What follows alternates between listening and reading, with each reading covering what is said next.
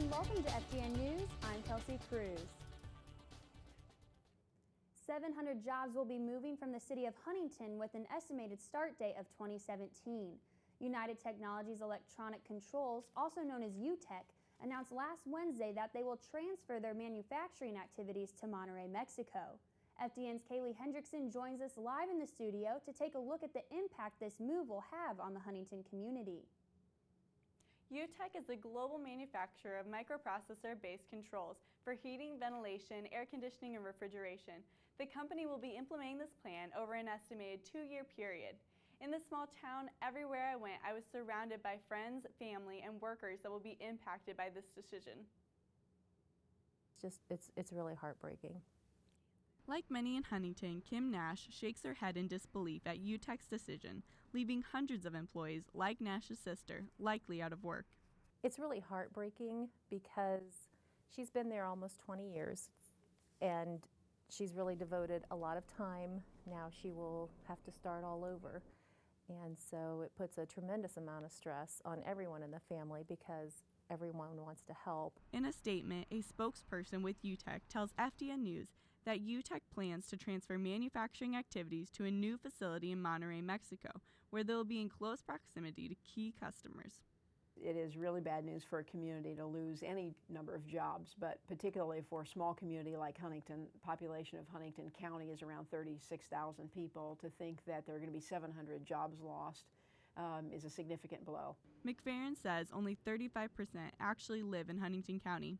Unfortunately, this does not lessen the blow for those who are affected by the change. Patients without jobs don't come in as often as patients with jobs, so there'll be some impact that we'll feel. My wife's been there a long time. It's the best job she ever had. She loves it. UTEC says that they plan to relocate sometime next year. The company hopes to complete the move by 2018. Live in the studio, Kaylee Hendrickson, FDN News.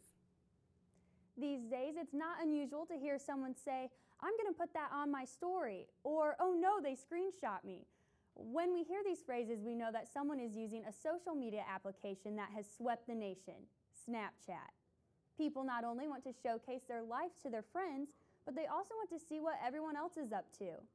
Snapchat allows people to stay connected. Using Snapchat also has the capability of causing our brains to release a chemical called dopamine, which makes us feel happy. While there are advantages to Snapchat, there are also some disadvantages.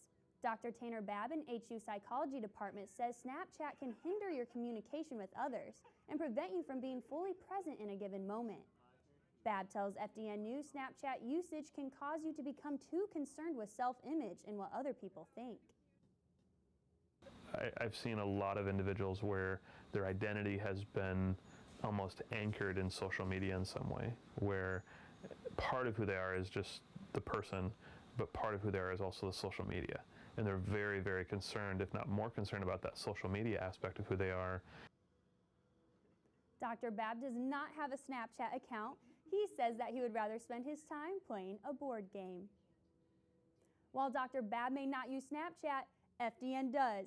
Add FDN_news, all lowercase, on Snapchat for behind-the-scenes updates and casual selfies throughout this week. Students have been making videos that last longer than 10 seconds. The Intercollegiate National Religious Broadcasters Organization has recognized 6 Huntington University students with awards for their work in radio, television, and film production. Derek Zerker won first place for his work on FDN Sports. Nathan Corder received 3rd place for his testimony piece. I also won 3rd place for a project I worked on. Recent graduates Mathis Glover and Ethan Birch won 1st and 2nd place for their short films. And finally, Matt Schaus won 3rd place for his documentary, James Dean from Jimmy to James. The students will receive their awards at the NRB Student Production Awards ceremony in Nashville, Tennessee on February 25th. The NRB wasn't the only one to recognize academic excellence in a specific field. This week, FDN CM Malin took to the streets to test your knowledge on American history and obscure trivia. This is CM Malin, your man on the street, here again at the hub at Huntington University. Today, I have some hard-hitting questions. Let's go. So, how many stars are on the American flag? I'm gonna guess 50. Everybody knows this. We've been taught this since 1st grade.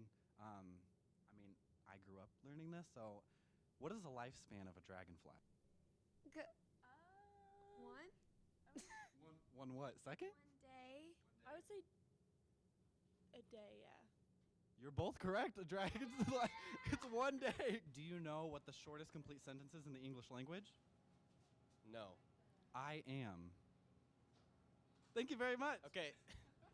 How many calories are in a postage stamp? 25. A tenth of a calorie. Well, that's all we have for you in this installment of FDN News. Be sure to check us out online at forresterdigital.net and follow us on Twitter at FDN_news.